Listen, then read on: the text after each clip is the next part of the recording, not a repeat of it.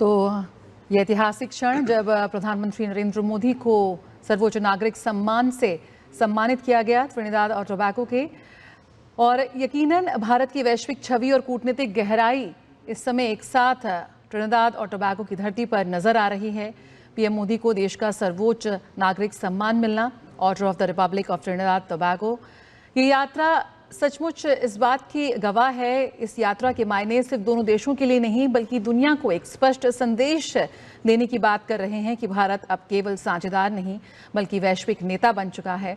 और किस तरह से प्रधानमंत्री नरेंद्र मोदी का जो विजन है, जो संबंधों की गहराई है, रणनीतिक रूप से या भविष्य के संकेत देती हुई साफ तौर पर वो नजर आती है।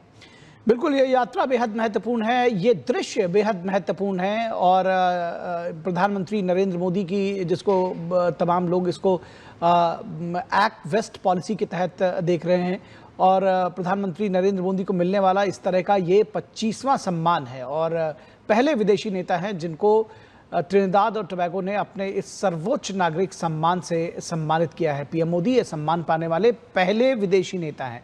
तो जाहिर तौर पर इस सम्मान को की अहमियत कितनी है ये भी समझने की ज़रूरत है, और किस तरह से एक विश्व नेता के तौर पर प्रधानमंत्री की छवि